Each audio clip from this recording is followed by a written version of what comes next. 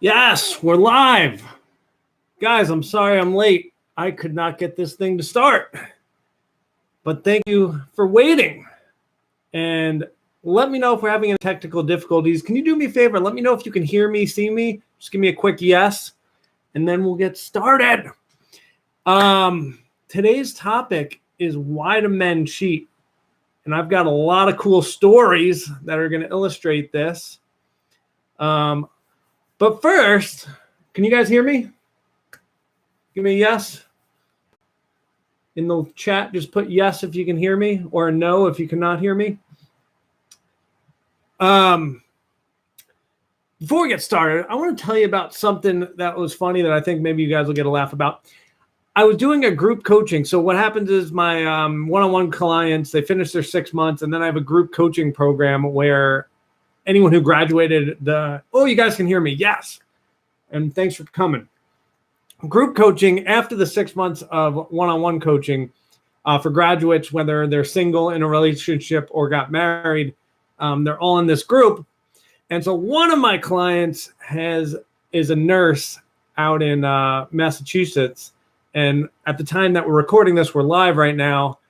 We're dealing with coronavirus. So I said, because you're on the front lines as a nurse dealing with corona, you pick any song you want, and we're all going to have a little dance party to start the meeting. So, of course, she picks that Cyndi Lauper song. Oh, God, you know the song. The Cyndi Lauper, girls, they want to have fun. So, of course, I'm like one of the girls. I'm just like, girls just want to have fun. Woo! So, yeah, that's how my group coaching calls start, apparently. So that was fun. And now I'm like truly embracing my feminine energy. So I'm fully on team female. I mean, all my clients, everything I do all day is with women. I think I'm becoming a woman. And that dancing to that song, I think I've basically fully transitioned. So there you have it. All right, guys. Do me a favor. If you are live, start going over there in the comments and feel free to ask me any dating questions, relationship questions, online dating questions, how to date during the pandemic, sex-related questions, or anything you want to ask me. Hi, Angelica. Nice to see you. And if you just got here, I'd love to be introed. Come say your name and what city you're from. That would be cool. I'm Mike. I'm from Los Angeles right now and originally from the East Coast. Why do men cheat?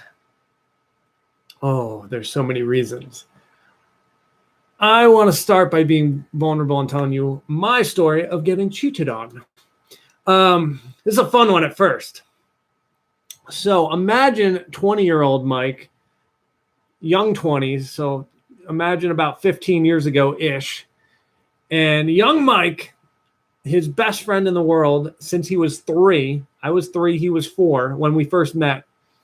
In his 20s, was getting married. Of course, the bachelor party's at Vegas. He gets, let's call 12 of us together for this epic bachelor party in Vegas.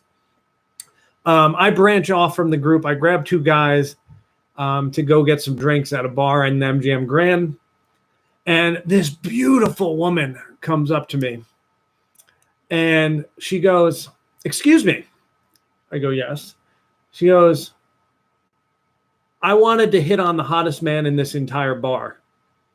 So I'm looking around. I'm like, who's the hottest guy? Is it that guy? And she goes, no, it's you. I'm like, oh,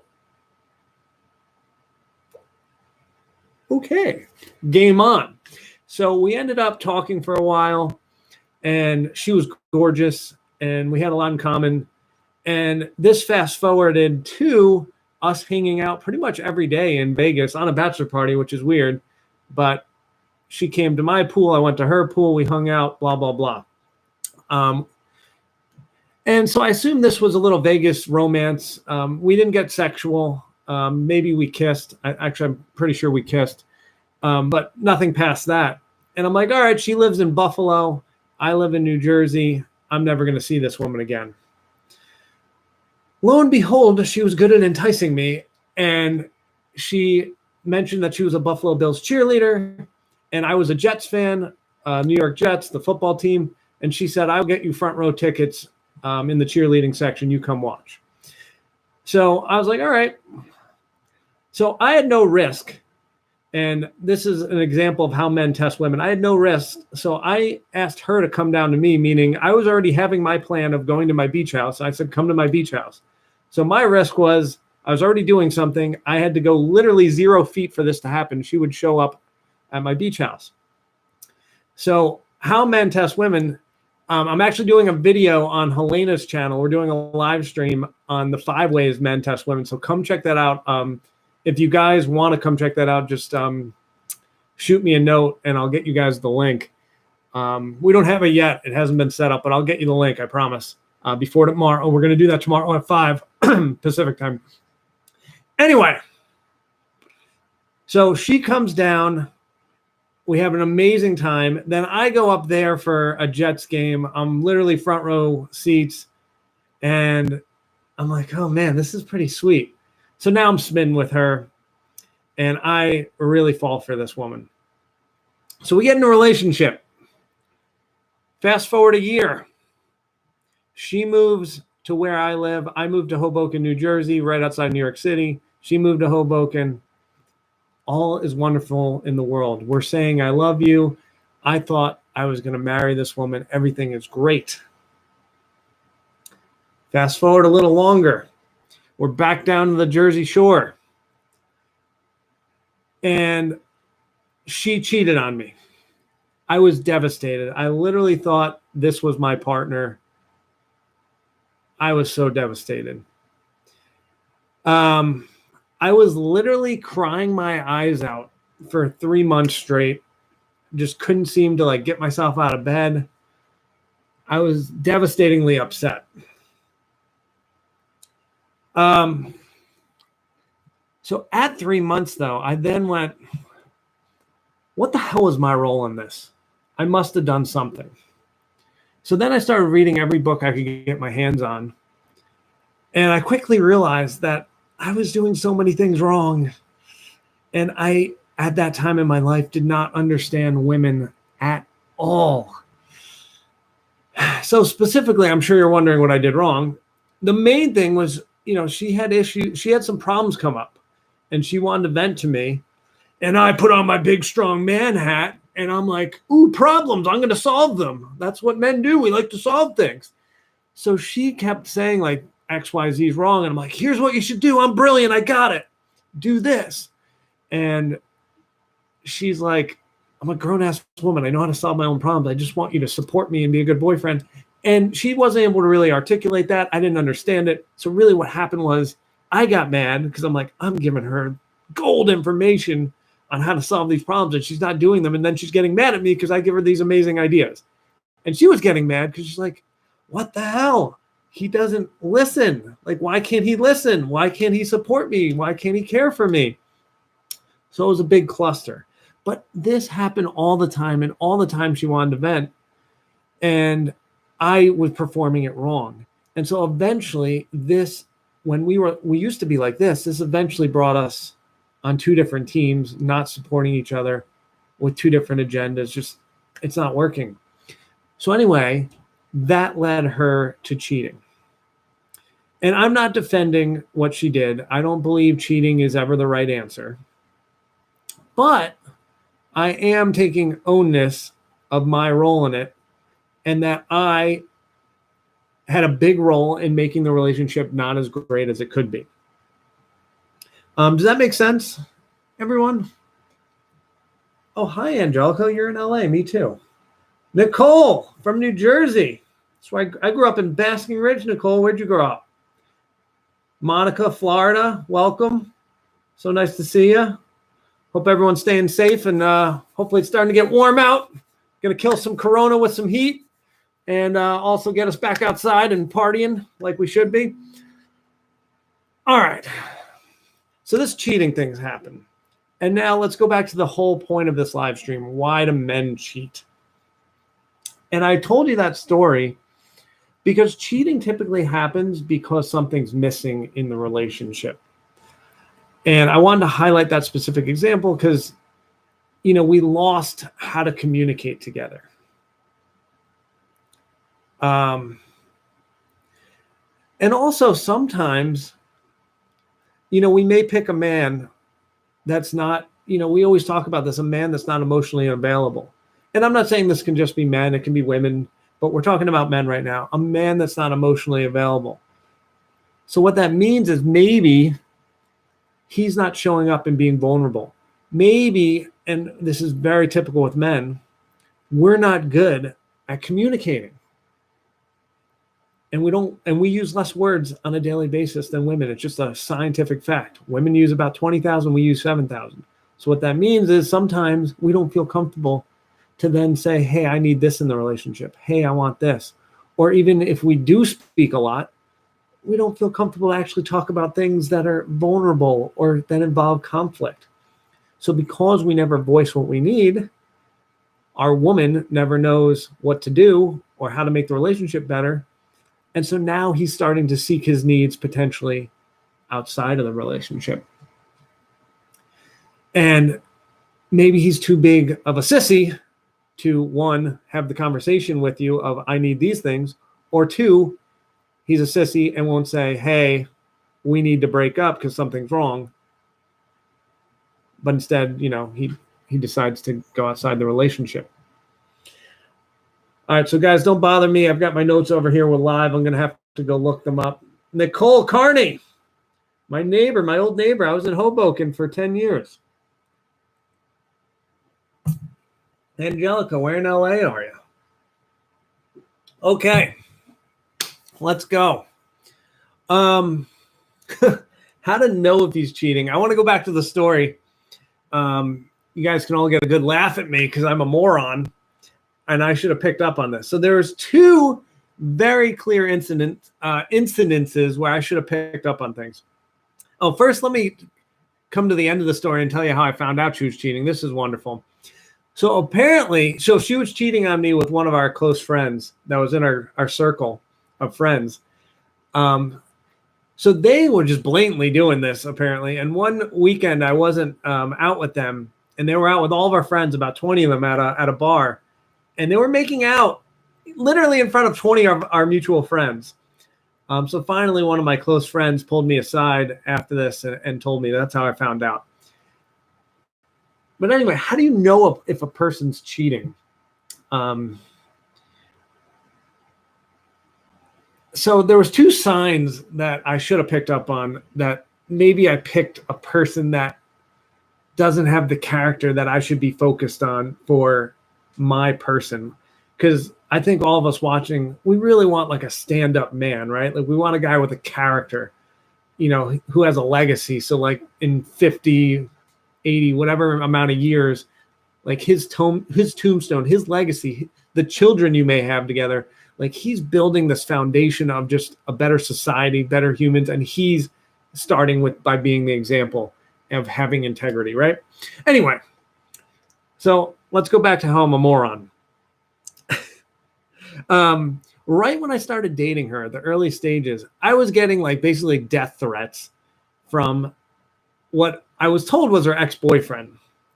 And he was claiming on Facebook, on email, I don't know how he got all my contact information, but he found me and was sending me messages. And then he ended up, I blocked him multiple times. About 7 different Facebook names were saying like, hey, I want to kill you. If I ever find you, I'm going to kick your ass.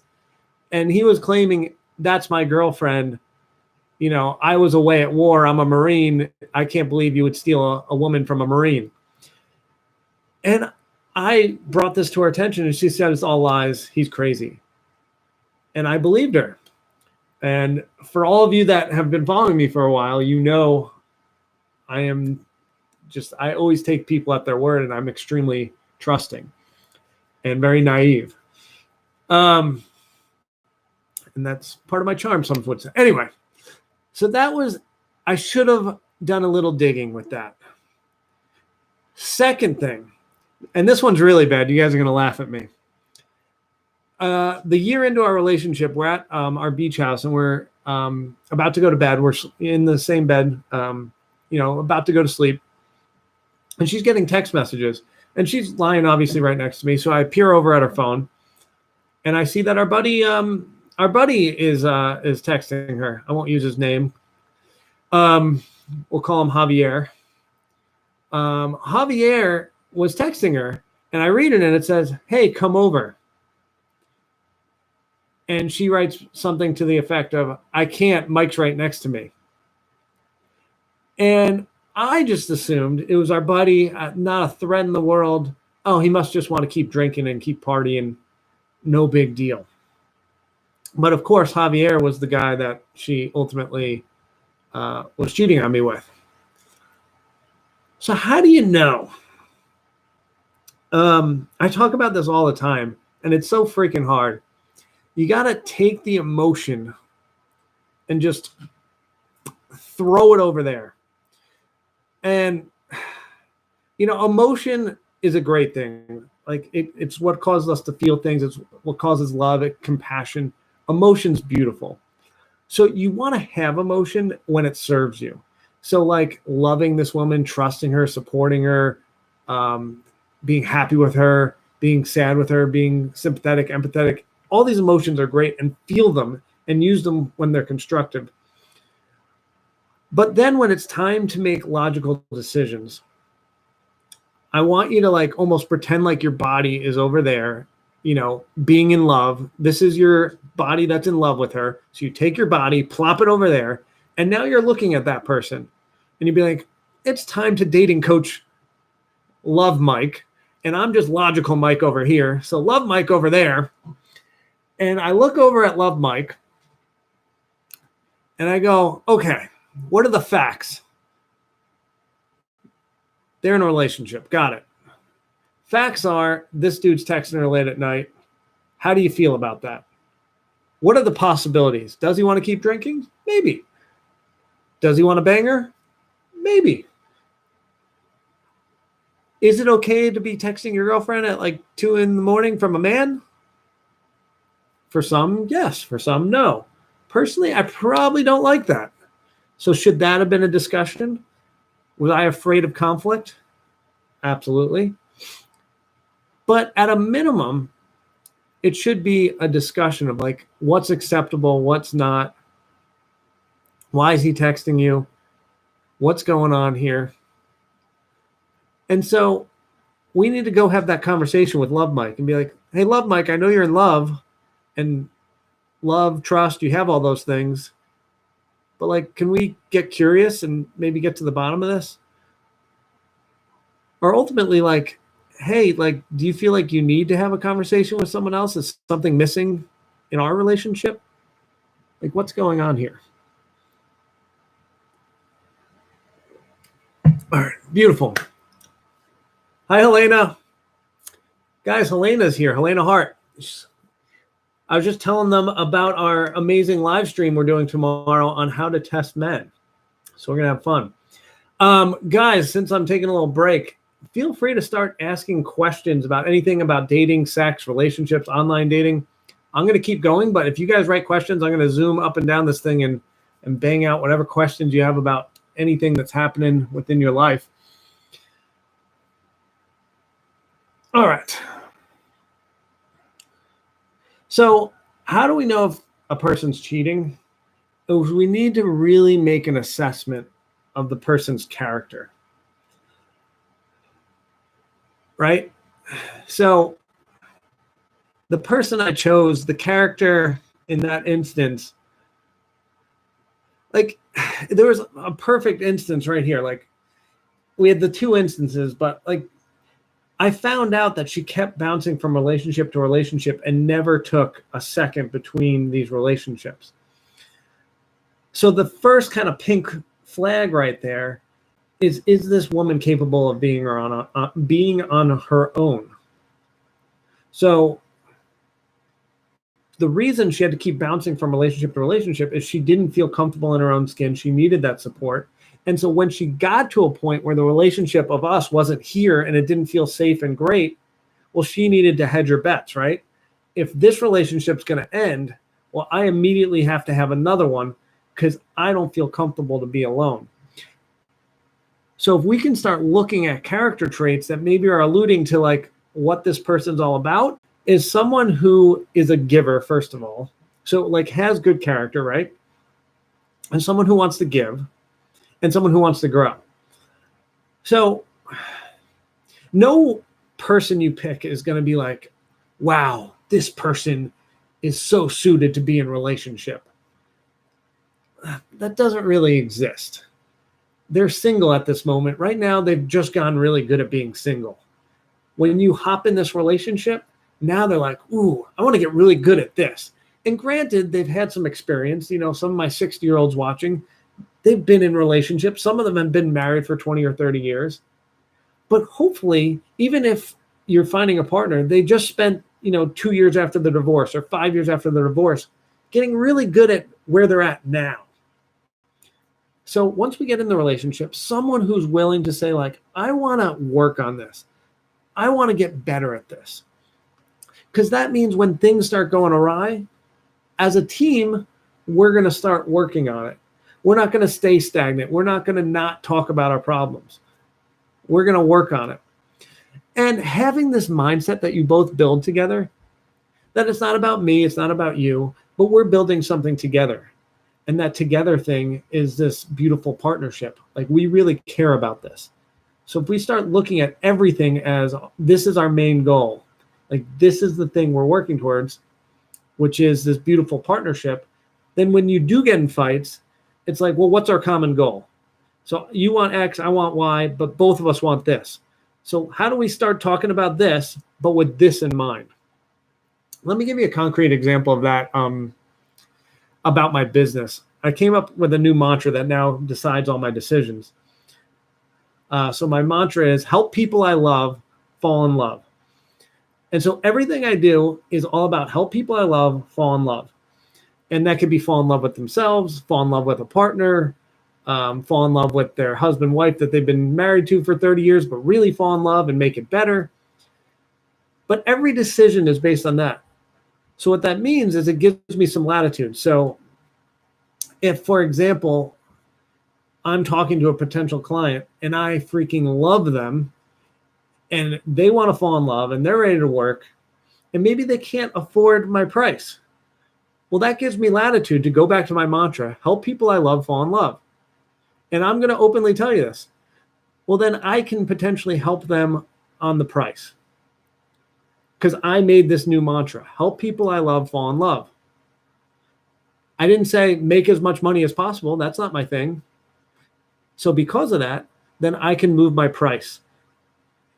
And it gave me latitude because it's for people I love, help them fall in love. So I thought that was cool. Now, people in relationships can build their mantra. Like our mantra is like teamwork, is partnership, is love, is compassion for each other. So whenever we get in these fights, can we go back to this partnership, this concept that we've built as our overarching structure for our relationship? Does that make sense, guys?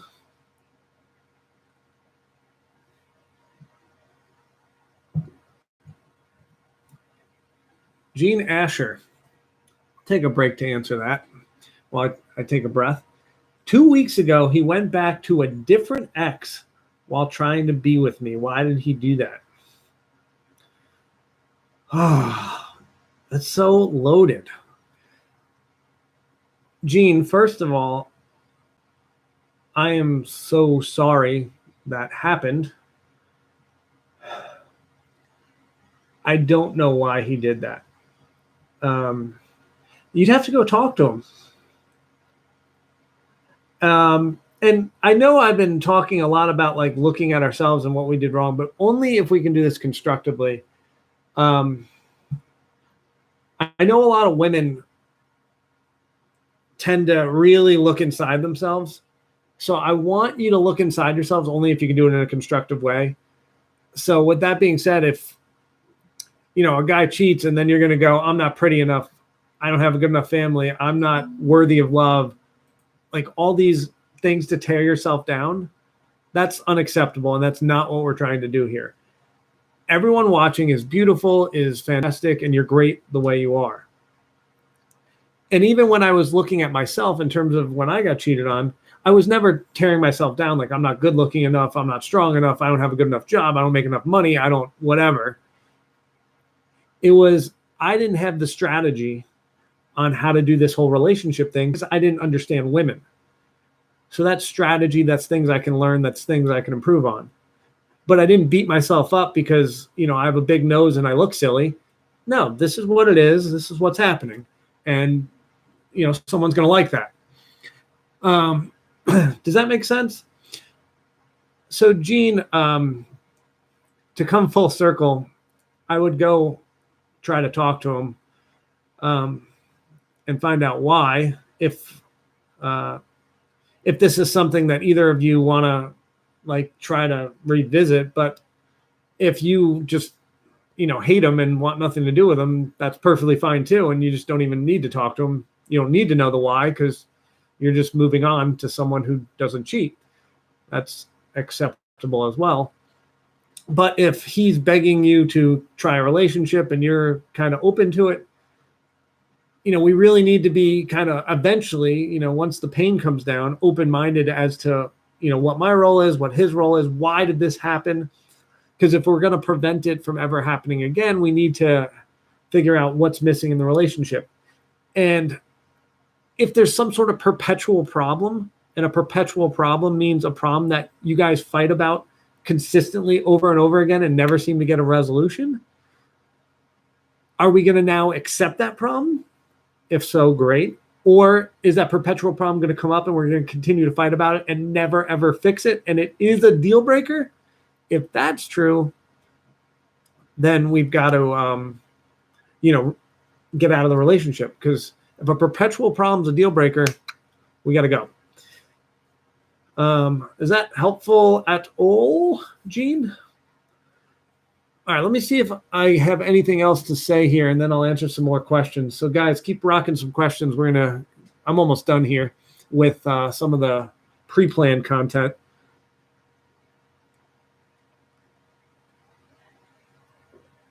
No, I am done. Oh, I have a free gift for you folks that made it for a while. If you guys want paid coaching with the mantra of help people I love to fall in love, whether it's fall in love with yourself, fall in love with the guy we find you, or you bring your guy and we take the relationship from here and boop, boop, boop, bring it up to there. That's what we do. So down in the description is a link to get a 15-minute strategy call with me so that we can talk about doing some paid coaching and going on a journey to bring it up here, bring that love life up yonder instead of down here. Love to do that. 83% success rate, highest success rate in the country. We're going to do it. I'll show you the system. All right, let's answer some more questions. And when I'm done with this, I'll put a comment with it, the link too. Raquel, dating a guy for 5 months. We've taken 3 trips. I think he cares. He's an introvert, hates small talk. I told him I love you. He said he would express himself soon, but nothing. Whoa. Oh, there's more. Works a lot. Our calls are about 10 minutes. Holds my hand, is a gentleman, but no words, just quiet. By the way, he's a doctor. I'm confused. I'm confused too. We would need more information. Raquel, I think at some point you should ask him how he's feeling. It sounds like, and most men are like this, I know I'm really like this. I really value my time, and doctors, or especially high-level men that I deal with a lot in terms of career, they really value time. Like, time is our most valuable asset, right? So in order to have this conversation, I would make it a fun thing. First of all, I'd be like, you're fantastic. I love our relationship. Like, it's so great. I was wondering if we could set up a time to chat about something. And it's good. When can we do that? And then you guys, you grab your calendar, he grabs his calendar, and you figure out when it works. So now you've got his undivided attention, which is important. It's organized, it's planned, we're good. Especially if you guys are those type of people. If he's not an organizer or a planner, then maybe you can just wing this conversation. But ultimately, I'd start off with something like, our relationship is freaking fantastic. I enjoy our time together. I'm curious. I said I love you. You said your emotions are coming, or that may be coming. Where are you at right now? Just so I know. And you, first of all, you can be anywhere. I just want to know where you're at. And it's a safe place. You can be, hey, I hate you and I don't like you. Or you can be all the way to I love you. Like, it is safe to be anywhere on that spectrum. And I want you to feel comfortable to be anywhere on that spectrum. I accept you for anywhere you are. I just want to know where we stand. So now you've made it safe. And you only say that if you genuinely mean it. Because if he, and honestly, you should, if he does say, which he probably won't because he's spending time with you, like, I hate you, I don't like you, down here, this is great news. You can stop wasting time with him. If he says, like, which is probably more realistic, hey, I really like you, it takes me a while to fall in love, that's okay too. He told you. But ultimately, if what we're probably expecting, he's going to say, I like you, but I'm not there yet, be like, cool. And that's fine. Take your time. If, you were a guy that would be in love with me at some point, what would that look like? What would cause you to feel that way? And shut up. See what he says. What would cause me to feel that way? And see what that looks like. And see if that's something you think you could eventually get to, or something maybe that's realistic. If you feel like, oh, that feels like it could be soon. Just, I'd like to go on vacation with you one more time, or then you can go a step further and be like, is there something that like is holding you back? Or is there something I could do? Or what can I do to make our relationship better? If the world was perfect, if we were watching Aladdin and you had the lamp and you could rub it and you get your 3 wishes. And of course, like, we don't need to totally fall all over ourselves to make this guy happy. But, part of it is at least knowing. And he should know your stuff too. Like, if there's stuff that could be better, and not, attacking the person's character, but maybe like, simple stuff like, oh, I love it when you do this all the time. And it makes me so happy when you compliment when I put on that special dress for you. Like, I love that. So you see how I said that? It's not like, oh, you never do this. Can you do that? It's like, I love when you do this. If you did that more, it'd make me so happy. So now we're telling him he's successful and he could be more successful. Not he sucks. And don't you want to be successful? Raquel. Works a lot. Holds my hand as a blah, blah. Okay, Gene Escher. He said it was just a booty call. I can't be mad at him because I realized that I went back to him the first time. Thank you. Okay. So he had sex just to be. Were you guys dating when he had sex with someone else, or you guys were single and on a break? Because those are two very different things. So if you could clear that up, that'd be helpful. But thank you for the information. Hi, Jonathan. Man, all the dating coaches are showing up. Jonathan, my neighbor. How we doing, buddy? Good to see you. Let's answer Nicole's question. How are you able to move forward in trusting someone new after being cheated on, not bringing that baggage into the next relationship? Nicole, That is a tough one. I'm going to be honest with you. It took me, when that woman cheated on me that I told everyone about very early on in the conversation. So in case you just are getting here, in my 20s, I got cheated on. She cheated on with one of my close friends. It took me at least 6 years until I was feeling pretty over it, to be honest. And I think I brought that into some of my relationships for a while. And to be honest with you, anytime you said her name for about 6 years, I would literally start tearing up. And, it was kind of embarrassing. It would just be like a normal day and you'd say her name and I'd be like, even if it was not even about her, but the name brought up, it made me think about it. And I'd be upset because I thought, that was going to be my wife. So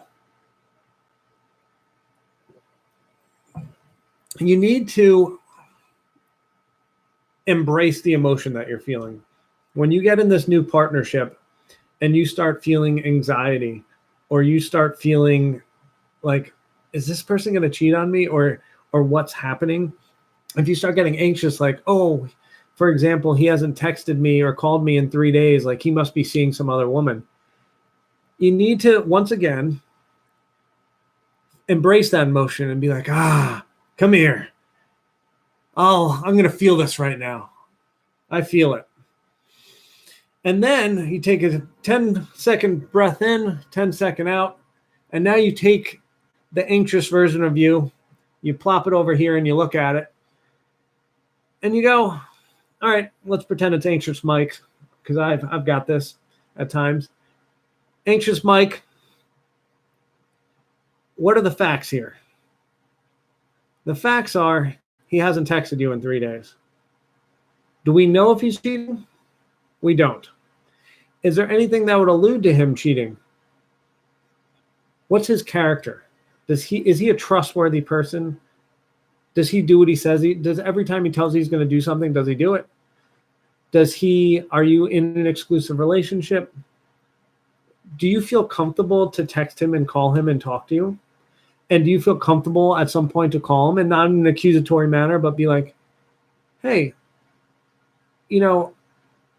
I just want to let you know, do you feel safe to tell him this? I was feeling anxious the other day. And you don't call him while you're feeling it. You let it marinate for a bit so you're a little more calm, cool, and collected. But you call him and be like, the other day I was feeling really anxious. And because I didn't hear from you from 3 days. And I'm sure you weren't doing this, but like something like I'm being triggered by my past relationship. And I was like getting nervous that you could be cheating on me. And then you see how, if he can be your rock and support you, can he say, I'm so glad you're talking to me. I went on this guy's trip, or I went on away for the weekend, or maybe, I had the kids this weekend. I was at Johnny's soccer game, and sorry, I'm sorry I didn't reach out, but no, I was just with my kids. And I'm so happy you feel comfortable and feel safe to tell me this stuff. And so that's a good partnership. That's a good communication. So if we can feel safe to have that conversation, we're in a good relationship. If you don't feel safe to have that conversation, why don't you feel safe to talk to your partner about that stuff?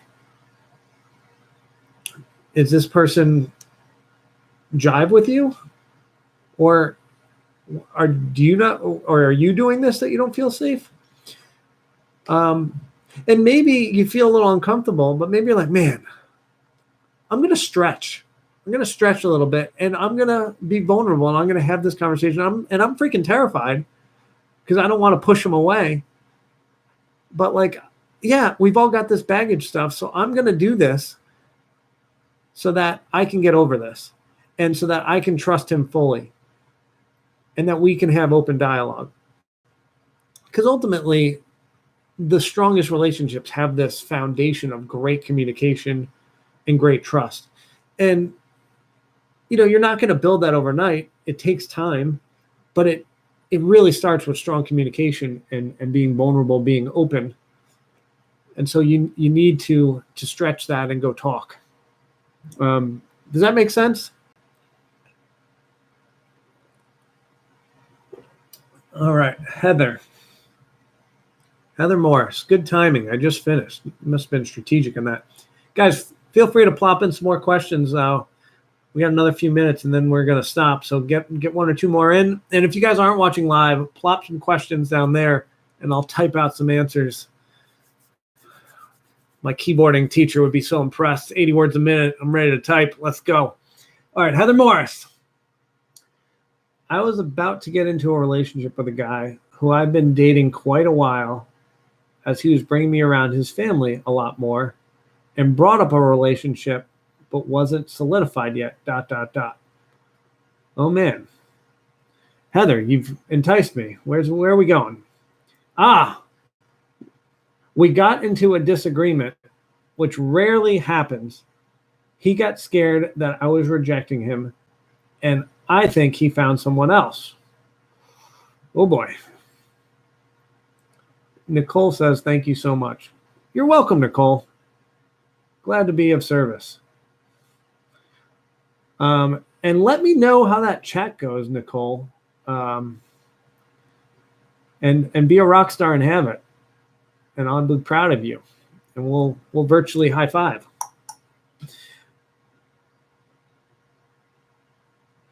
All right, so we're back to Heather. We've got a relationship blooming. Introductions to family. So we'll do a quick review of stuff that means a guy is serious.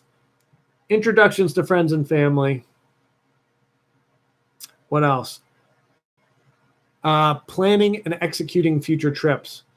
He doesn't introduce you to his friends. He doesn't introduce you to family unless he's serious. And he certainly doesn't book something 6 months out unless he's serious. So those are the things we're looking for.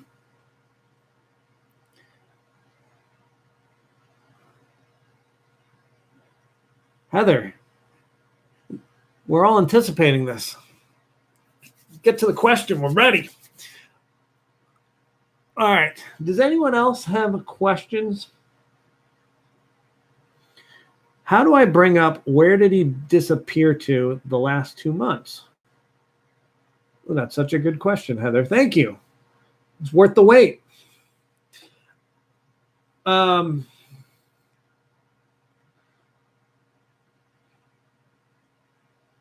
it kind of comes back to our advice that we're giving to the person who was dating the doctor. Is you kind of want to schedule some time to chat. So you're going to say, like, hey, like, you are so fantastic. Would love to set up a time for you and I to get together and chat. When are you free? And then so you set up the time, 8 o'clock on Saturday or whatever. And you come at this complimentary and curious. The 2 C's. Compliments, curiosity. So you're going to say, like, you're such a great guy. I love spending time with you. You know, I really missed you these last 2 months. Where'd you go? What happened? And you be quiet and hear what he says. And before you have this conversation, you kind of want to, like, think about what is acceptable to you and what's going to not be acceptable. Because I think a lot of women end up in these not great relationships because they don't come up with what's going to be acceptable. And men do this too, so not just women. We don't take the time before we get in a relationship to say, hey, this is acceptable, this is not. So then what happens is, and, I did it. And, if we go back to the story from way earlier, I was already in love with this woman and crazy about her. So I allowed her to have text messages from men at 2 a.m. If I would have thought about that beforehand, would I have been letting her have text messages at 2 a.m. and just be like, that's cool? Doubtful. So yeah, I would have documented all my boundaries, which is something I do with clients. all the time is we have actually 36 items that we document on things that are going to be acceptable so that we've got everything covered. So that when it comes time to We're in Love, well, let me go to my list. We're not letting emotional Mike skew logical Mike on what we're supposed to be doing here. Mike that's in love is not preventing logical Mike from having a good partner. Wow, I went off track. I'm sorry, Heather. All right, so compliment, curiosity. Hey, you're fantastic. Where were you in the 2 months? So then you let him talk, you find out what's going on, and then you've already documented like what's going to be acceptable, what's not. And if you want to present something that's not acceptable, be like, for me to give my full heart to someone, my expectations, are this. Like, do you think that's reasonable? Is that something that's fair? Like, does that work for you? And so if he's like, yeah, that's cool, then great, you guys can continue. If he doesn't want to meet you on what you expect in terms of a relationship, then, it might be time to reevaluate. Because once again, I don't want anyone watching this to evaluate a man based on who he is as a man. I want you to evaluate who he is in terms of how he treats the relationship. Because like there's some loopholes here, right? If you get a man who's got great character and just integrity, loyal, and all the things you want, like good looking, great job, maybe has raised wonderful children, or if he's younger, you can tell he's going to be a great father, or whatever you need, and he's just a great guy. But then within the relationship, he keeps disappearing. He disappears for 2 months. He doesn't call you. He doesn't text you. He doesn't take you out to dinner. He doesn't make you feel special. He doesn't listen to you. Like, he's a great guy, and he's got all the things, but within the relationship, it's like, eh. So I want you to evaluate these men based on, are they living up to the bargain that you want in terms of a relationship? Is that helpful, Heather? And hopefully you can have that chat. Mon82 poll. How do I forget about my ex? I got divorced 7 months ago after 7 years of being together. Once we got married, things started to fall apart. We met a few times after the divorce. I still love him, and I could tell he still loves me. He just has commitment issues. He was married before, and that marriage didn't last too long either. Can I change him somehow so we can get back together? He still loves me. This is Monica. Oh, hey, Monica. It's obviously Monica from Friends. Okay, I'm just kidding. No, you cannot change him. Monica, I'm sorry. He's got to decide whether he wants commitment with you, and it's just his decision. And I mean, can you imagine? Like, I know you don't want to. I mean, I know you. Once again, we're like looking at the guy, and it's like, great guy, phenomenal guy. But then I just talked about evaluating the relationship, and it's like, afraid of commitment, doesn't want to commit. So we've got great guy and not so wonderful relationship. So based on our little way of looking at this, he's got to go. Because this is the only system we can use so that our emotional side doesn't make bad decisions. Because emotional side's like, oh, I love him. And when we spend time together, it's so much fun. And he's a great guy. I'm just going to do it because maybe I'm lonely. Maybe it's great. Maybe I feel something. My heart feels so full around him. It's going to end up in heartbreak eventually. And you can either have the pain now or you can have the pain really bad later. I would suggest having it sooner. I've certainly dragged on relationships that I shouldn't have, and it's not fun.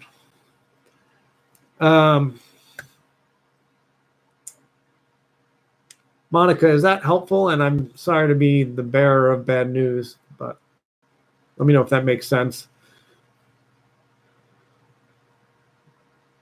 Angelica, thank you. Monica, you're welcome.